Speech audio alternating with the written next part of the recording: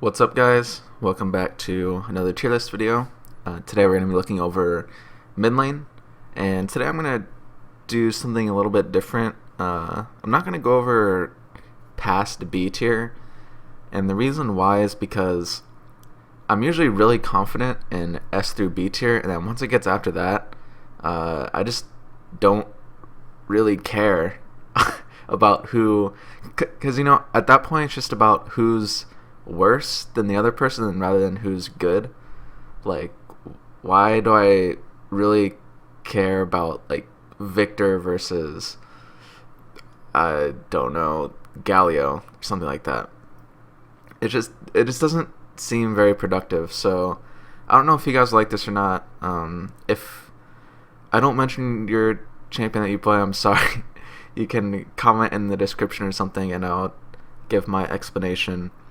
But I'll try this out, and if you guys don't like it, then I'll just go back to listing all the champions. It's just kind of tiring, so I figured I would try this instead. Okay, so starting off S tier, we have Gragas, Ziggs, Kassadin, and Kayle. These are all in order, by the way, so I do think that Gragas and Ziggs are better than Kassadin. The reason being that Gragas and Ziggs have more siege potential. They're not as like one-dimensional. They can both fit in any comp pretty much. If you guys watch LCS, you'll notice that yesterday when Curse played CLG, Kassadin was open and neither team picked him. Curse didn't want him because they wanted to pick Ziggs for the siege comp, and presumably CLG didn't pick Kassadin because Chaucer doesn't play it. But the point being that sometimes Ziggs or Gragas is actually a better pick than Kassadin. So yeah, that's how I feel about that. But anyway, just to talk about them specifically, Gragas just has everything you can want pretty much. The only thing that he doesn't have is range auto attacks, but outside of that, he has a lot of burst, a lot of CC, super high all-in potential at level 2 or at any level pretty much. And yeah, they're going to be nerfing the damage on his ultimate, I think, and reducing the cooldown on it, which should kind of put him back in balance. Because right now he's kind of like a sieging champion that is also an all-in champion, which doesn't really make sense. Like, he can all-in just as good as Riven or Zed or something, but he can't, he can also siege really well and clear waves from range and stuff like that. And of course, he also has that super tanky aspect of his W. It gives him like over 20% damage reduction, something really absurd like that. So yeah, Gragas is just too good at too many things right now, so that's why I put him as the best mid laner. Ziggs is kind of the same thing, except he can't all in like Gragas can, but his poke is better. So yeah, I've been saying for, I have to say, like half a year now that Ziggs is better than Nidalee in terms of sieging, because, well, ever since he got his change, I don't think that was like, maybe it was half a year ago. I think it was more like 4 months, but anyway, right after Ziggs got buffed pretty much, I was like, oh my god, Ziggs is going to be god tier now, because he had, unlike Nidalee, he has 3 abilities that he can use to siege.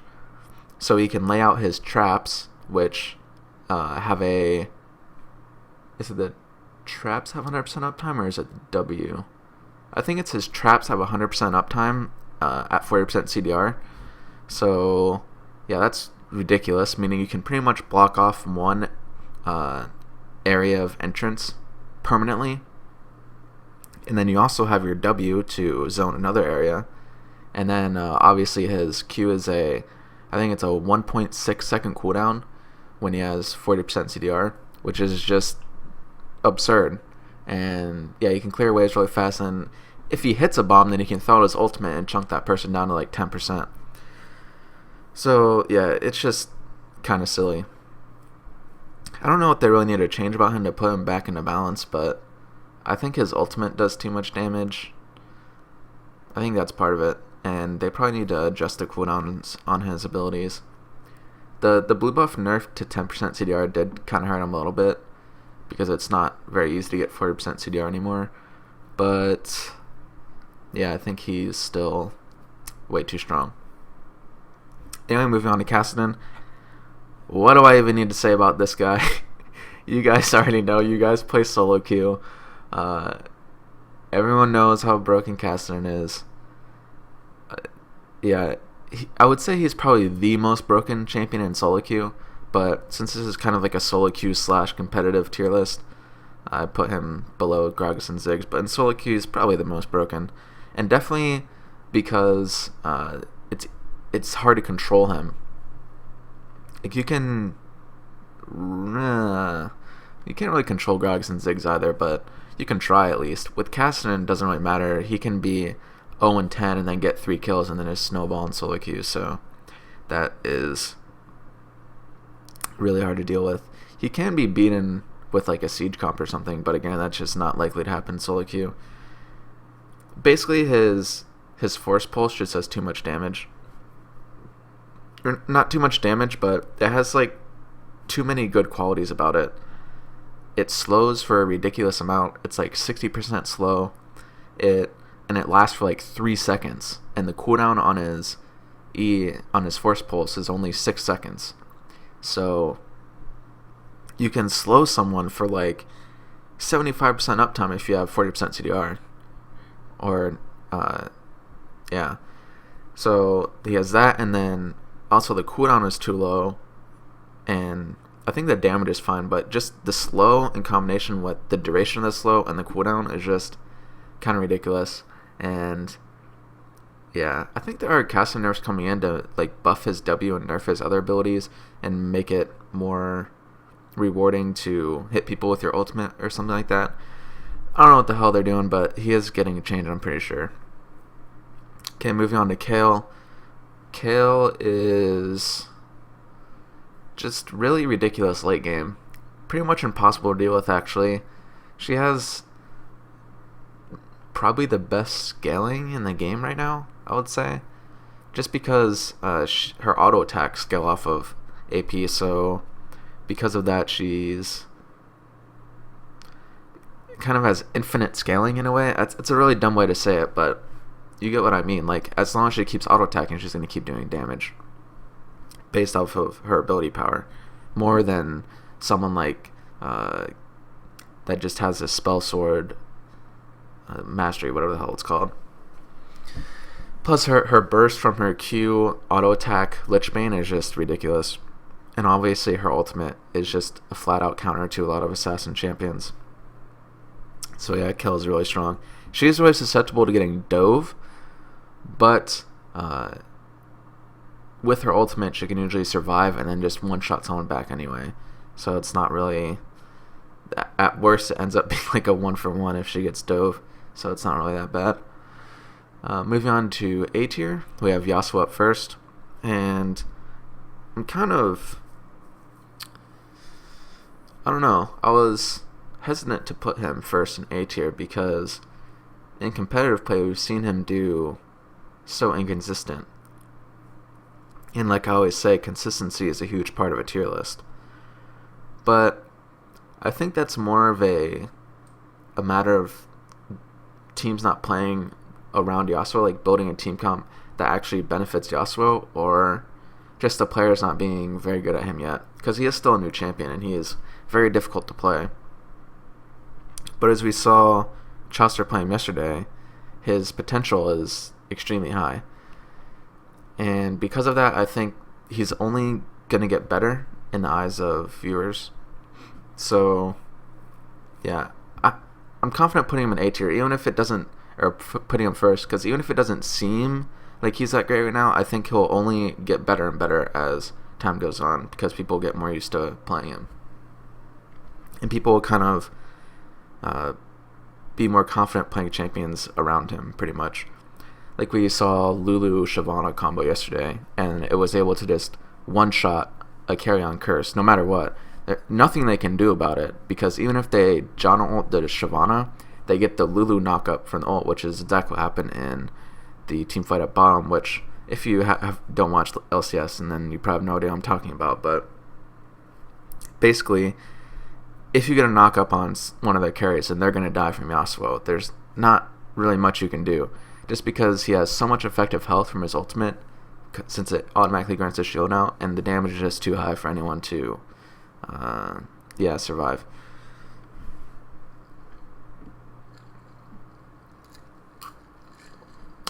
Taking a drink, sorry. Moving on to Riven. I think Riven is really underrated right now. People think that she is useless because she got nerfed, but she's still Riven. She's still really strong. Just because Riven was like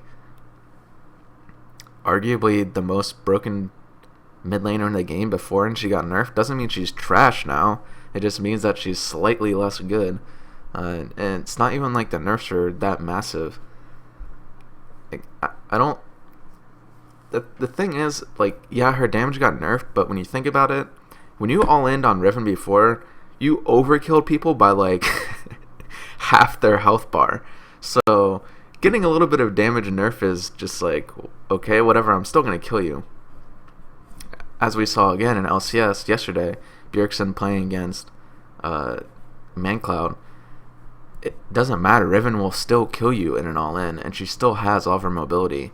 Yeah, her shield cooldown got reduced a little bit, I think, but it doesn't really matter. Riven is still really strong.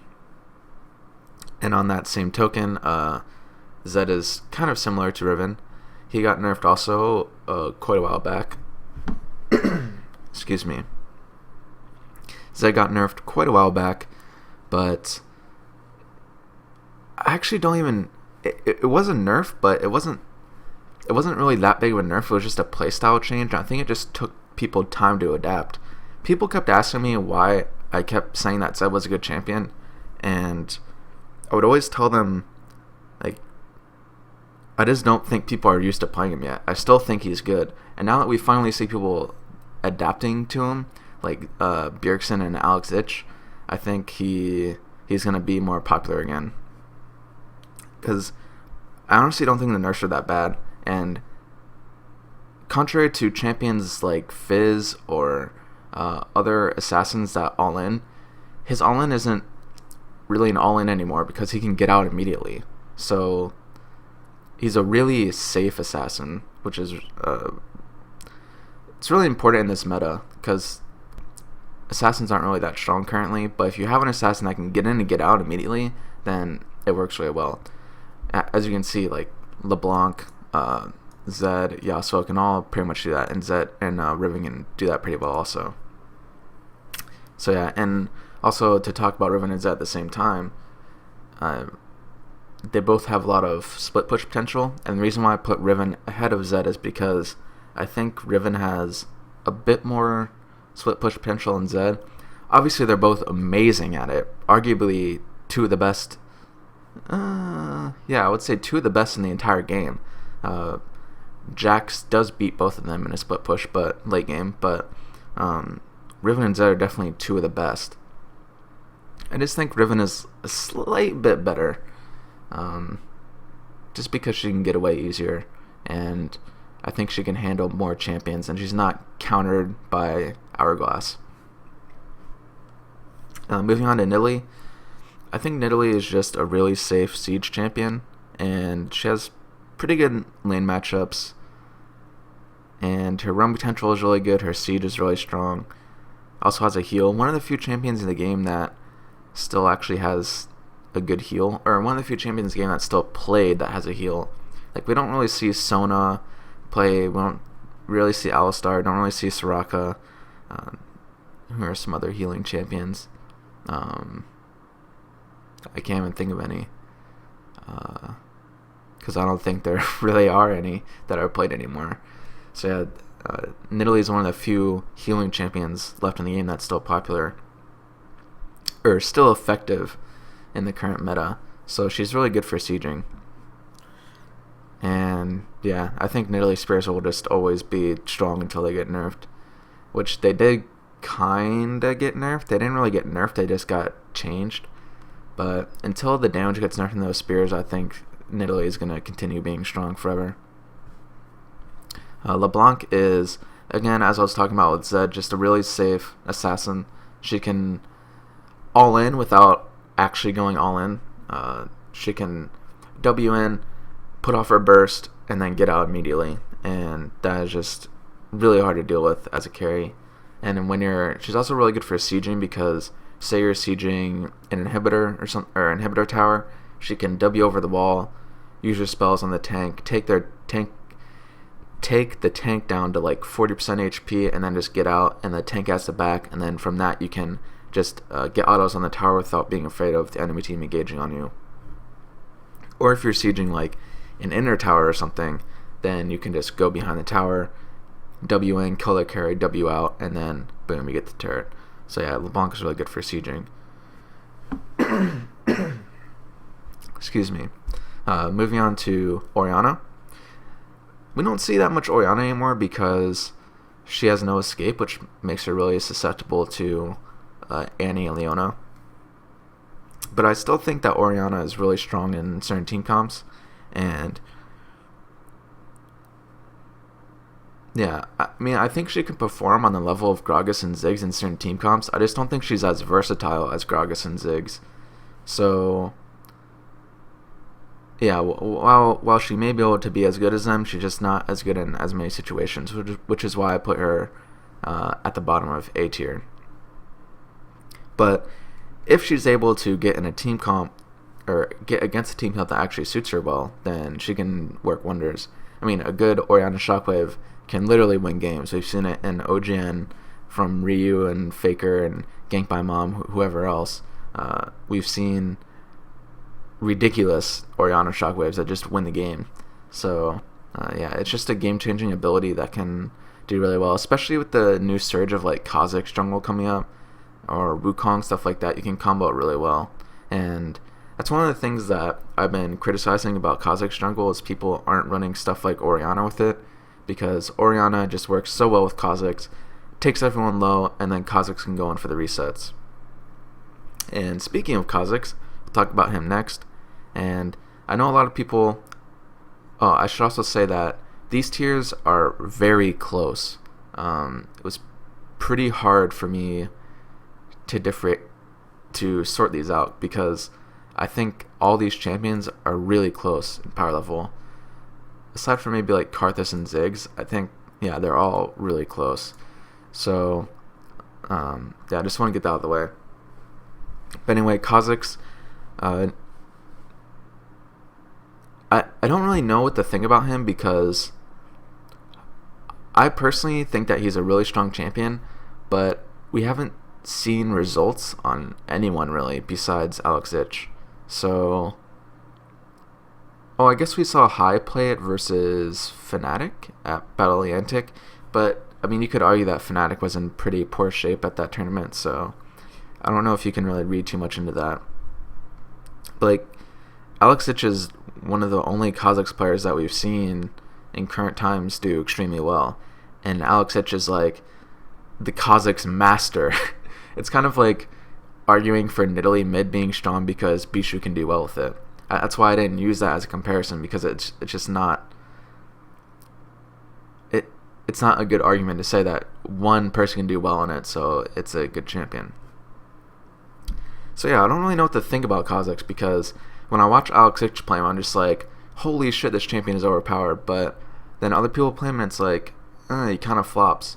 But I think the tipper is just that you need a team comp that works around either getting Kha'Zix fed or getting other lanes fed, so you can get the resets, or have a team comp that's like CC oriented with like a tank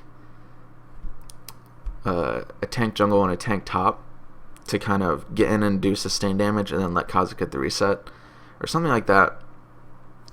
Like, I feel like teams are just trying to make these reset comps work without actually building a reset comp. Like, they just pick a reset champion and they're like, okay, we're gonna get the resets, and then they don't actually have any initial burst to take them down to get the resets. So yeah, and I think that's kind of like the same vein as Katarina. Katarina can do really well if you build the team comp around her, and Kha'Zix and Katarina are both really, really strong if you have a good team comp built around them. But you have to build a team comp. You can't just try to run them with anything. Like, we see Coast just randomly pick Katarina like every game, and yeah, Shifter is an amazing player and he's really good Katarina, but it just doesn't work if you don't have some sort of plan for them to get resets. Otherwise, they're just going to end up sitting on the outside and doing nothing. Not to mention they're both countered pretty hard by bruisers, like just tank items in general. People being tanky pretty much. And Katarina's countered a lot more by that because Locket actually helps a ton, which is something people don't really think about, really. But an extra, 20 MR on everyone plus the shield, whereas if you take Locket against Kha'Zix, he has physical damage, so there's no armor aura, and he's only affected by the shield from Locket. Whereas Katarina is kind of screwed by both components of the item, so she has that going against her, which is why I think she's a little bit worse than Kha'Zix. And also Kha'Zix has like a much better laning phase than Katarina. Kha'Zix can all-in at level 2 extremely easily, and if he does, then it's kind of just game over. And he can also assist in ganks really easily, like Lee Sin Kha'Zix is super deadly. Whereas Katarina kind of just does nothing for a large majority of the early game, and she kind of just wants to farm.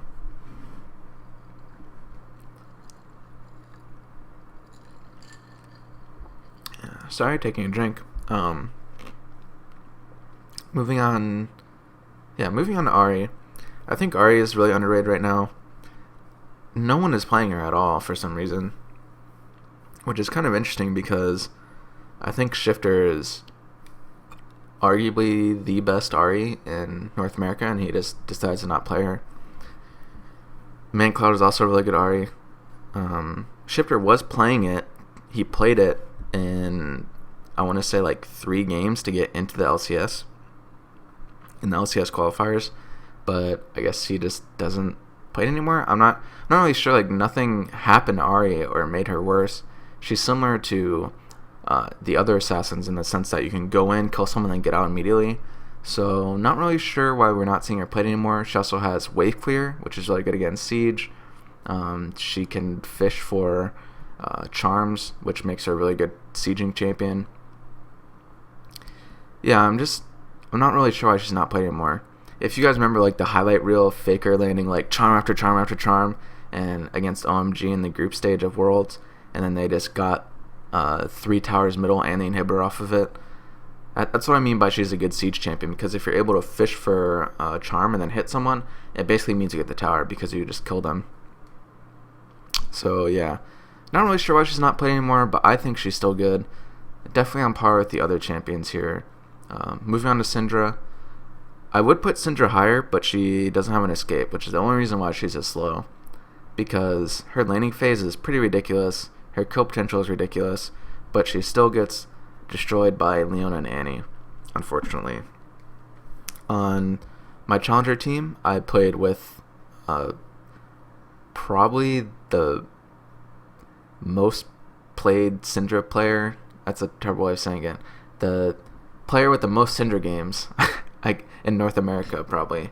And yeah, he's a godlike Syndra. Probably, I don't know about the best in North America because Bjergsen is a really good Syndra as well, but he's definitely one of the best Syndras in North America. And yeah, maybe I'm a bit biased because of that, because I know how good she is.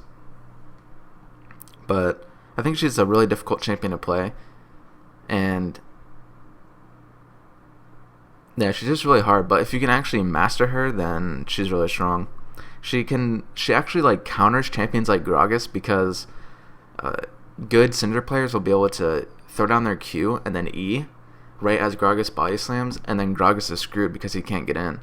Like, stuff like that just makes her so strong. And it also puts his body slam on the long cooldown because he doesn't hit anything. So he's pretty much screwed for the rest of the entire engage. And she can also do that to champions like Kha'Zix or Riven in the middle of her jump, Yasuo. All these champions, she can actually interrupt the gap closer. So if you're able to do that and kind of turn around the kill on them, then she's really strong.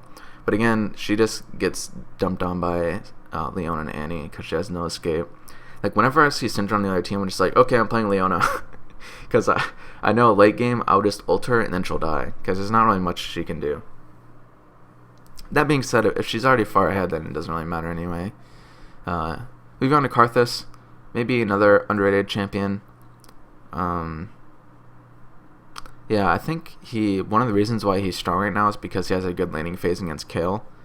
For those of you that don't know, I used to play mid for a Diamond 1 team, and yeah, I was a Kayle player back before it was cool, and I learned the hard way that Karthus destroys Kayle really hard. The main reason being that Kayle, her main game plan is that she wants to throw her Q on someone and then auto-attack harass them down and win trades. But Karthus is just like, okay, bro, come at me. And he just puts on Defile and throws lay wastes, and he just out-damages you. It's pretty much what happens. And yeah, it sucks that Kayle can ult Karthus ult, but at that point it doesn't really matter because Kayle can't like ult someone in bot lane while she's middle or something like that. So yeah, Karthus normally doesn't really do that well in lane. Like, he'll always farm obviously, but he always has a chance of getting all in.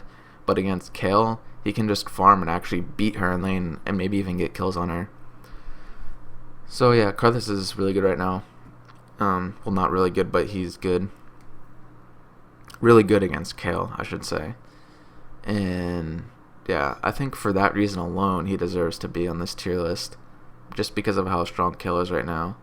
But he also does have like okay matchups versus some of these melee champions like Zed, Riven, Yasuo. Actually, I would imagine Karthus does pretty well against... I don't know about that, because on one token, Karthus lay waste, and basically all of Karthus' damage can't be stopped from Yasuo one wall. But Yasuo can also dodge pretty much every lay waste if he's playing well. So I guess it's just a really skill matchup. But the point is that Karthus probably won't die. I don't really know. I don't know like matchup specific for Karthus, but I just know that his global potential is really good right now, especially with champions like Shen coming back into play and Pantheon jungle. He works really well with Pantheon jungle because you just have too much global what do you call it? Global threat on the map for the enemy lanes to deal with, especially bot lane. Last champion is Fizz, who is kind of like the only assassin left that has the all-in. All the other assassins I've listed so far can all-in and then get out immediately, pretty much. Fizz can't really do that, but his cooldowns are so low to the point where he can go Lichbane into Hourglass, and then you just go in, you all-in, and then after your spells are down, you Zonias, and then right after your Zonias comes off, your E will already be back up, so you can E back out. So it's kind of like, I mean, it does require an item, but you're going to end up getting that item on Fizz every game anyway, because you pretty much have to, because of this fact that he can't get out immediately after he all-ins. So yeah, I think Fizz is still good. He has a skill matchup versus Gragas, which is one of the reasons why he's on here as well. Fizz used to be like considered the counter, quote unquote, to Gragas. I don't think that's true, really, but I think Fizz can do well against Gragas. The thing is it's just really skill. It's a really heavy skill matchup. There's a lot of outplay potential because basically, Fizz can dodge Gragas barrel like the Q or R with his Q, because if Gragas shows the animation of him throwing down the barrel, Fizz can just Q immediately and he'll jump to the other side of Gragas. So he avoids that, and then when Gragas tries to body slam, Fizz can E and dodge the body slam. So, and then because the body slam doesn't hit anything, it's on a longer cooldown, and then Fizz can just out-trade him. And Fizz also has empowered autos similar to Gragas, so he can actually trade with Gragas, unlike a lot of these other champions. So yeah, it's a really skill-dependent matchup, but just because of how strong Gragas is, I think Fizz deserves to be mentioned just because of that matchup. And obviously Fizz still does have some like good matchups against these other champions too. And Fizz, if he gets out of control, will just steamroll the game. I think Fizz is also supposed to do really well versus Kassadin. Don't quote me on that, but I'm pretty sure Fizz should do extremely well versus Kassadin. And he can also like roam around the map as well as Kassadin also. So that's it for the S through B tier. And I want to do an honorable mentions because, and this time honorable mentions means champions that I think are strong but aren't played enough for me to judge them. So, yeah, I think Akali is a champion that can do really well against champions like Ziggs or Gragas, but and especially versus Kassadin. But she relies on snowballing, and we just haven't seen Akali enough in solo queue or competitive play to judge how good she is. So while we did see her do really well, or Voidboy do really well on her, you can't really judge it much from one game. But I think she has potential. Fiora, I think Fiora is similar to Riven and Zed in the sense that she can split push and no one can really stop her. And then she can just 100% zero anyone that comes to stop her. And she pushes towers really fast, like twice as fast as Zed and Riven do. Like, holy shit, she pushes towers fast because of her speed buff and her E. So it's like 80% or something like that, something ridiculous. So yeah, her team fighting is obviously a lot worse, okay, but she can do well against range champions in mid because she has her W. Like, she can do well against Ziggs, and then at level 6, Ziggs will just die to her all in. But I wouldn't put her in A tier. I would consider putting her in B tier, but again, we just haven't seen enough of her played, and I can't really judge someone if a judge champion if we haven't seen her played enough. So it's just based on my thoughts. I think she could potentially belong in B tier though. Jayce, very similar to Nidalee. I think he has potential to be A tier, but again, we just don't see him played enough. He has kind of like a longer cooldown Nidalee spear, but it is much more reliable damage because it's easier to hit. It's way faster, and he also has a lot of disengage for when you're running a poke comp. So for example, when you're running Nidalee, of course Nidalee can get out of the danger zone if she gets caught or something with Cougar form, but the rest of her team may be caught out of position. Whereas with Jayce, you can use your acceleration negate to kind of give a pseudo talisman to the rest of your team, assuming it's positioned well. And he also has a really good laning phase against pretty much every champion in the game. Next up is Rumble. I've always thought that Rumble just makes more sense in mid lane, because he has an ultimate. Like, whenever a champion has an ultimate that is very how to say, when they have an ultimate that's very like game changing, like Orianna, Gragas, Ziggs, champions like this, it just makes more sense in my head for them to be middle. I don't know why. Like, I also think Malphite makes more sense in mid lane than he does top lane, just because as we saw from Alex Ich, like, if you buy a DFG at Malphite, then you just pop someone and can't really do anything. Like, if you have an ability that is game changing, why not be in a lane where you're able to build to make it even better? Is kind of the way I see it. So yeah, I just think Rumble makes more sense in mid lane, but we don't see him played there anymore. It used to be a thing. There used to be a player in solo queue named like Rumble mid only or something like that. I don't know if he's still playing or not, but yeah, that dude used to be scary. But yeah, we just don't see him play anymore. Not sure why. I think he has potential to be really good though. Last up is Nocturne, which is kind of my, I don't know, random pick of the day, I guess. I think Nocturne, again, is similar to Riven and Zed in the sense that he can split push and it's really hard to stop him. There's not many champions in the game that can 1v1 Nocturne. And I know I've said that for 4 champions so far, but it's true. Like, these are champions that are extremely strong duelists. Nocturne, Fiora, Zed, Riven. It gets really hard to live against these champions in a 1v1 situation. So if they can get to the point in the game where they're able to split push, then it's really hard to deal with them. And Nocturne also has the added benefit of being able to ult into a team fight. Granted, it's not that far, but he can, for example, like base when they're pushing and then come with home guards and then ult, something like that. And he also pushes towers really fast because of his AD steroid on his Q, and he can shove waves really fast. He also like 100% to 0 a lot of mid lane champions like Ziggs, and also gives you that free engage pretty much. Like if you're getting sieged on against like a Ziggs, you can just run Nocturne and be like, okay, I'm just gonna fucking ult you and you're gonna die, and there's nothing you can do until they buy Zhonya's, and then you're kind of screwed. But then at that point, you're like, okay, I'm gonna stop team fighting, I'm gonna go a split push, and then no one can 1v1 me. So I think Nocturne could be B tier potentially, but I don't know. I thought it would be I don't know. This is something that has not played pretty much ever, but I think just logically it makes sense. So yeah.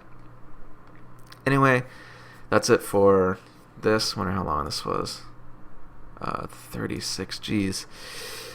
Sorry to put you guys through this. But anyway, yeah, like imagine if I had C through D tier also, then it would have just been so long. So anyway, again, if you guys want me to include like C to D tier, then let me know. I just don't really want to, because again, the video will be super long for one, and for two, it just doesn't really matter, does it? I mean, I can understand if one of your favorite champions, but hey, one of my favorite champions isn't on here either. Twisted Fate was my, well, he wasn't my most played in Season 3, but he was my most played when I played mid, and he's not on here, so, ha.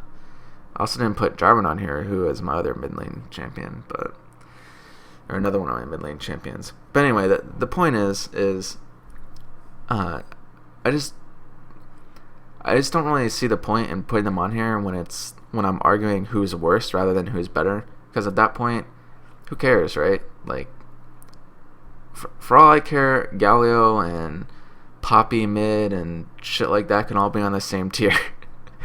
I don't really care. Like, of course, other champions can do well. I'm not saying that. Like, I don't think there's a single champion in the game right now that's under 40% win rate, just because of the nature of the game. Like, it matters a lot more about the player than it does the champion. But a tier list is assuming equal skill, so some champions are bound to be better. That's just the way it is, and I know some of you have been getting upset about me not including champions or putting champions low. Ooh dear, cough cough. But yeah, the point is, doesn't mean that that the champions I didn't mention are not able to do well, or that you shouldn't play them. It's just whatever. You guys know what I mean. Play what champions you want to play, but these are just my opinions, and yeah. Anyway, I hope you guys enjoyed this extremely long, almost 40-minute long video, and yeah, watch LCS, and well, LCS will probably be over by the time I upload this. Yeah, it will be. Anyway, I'll see you guys for the next video. Thanks for watching, and see ya.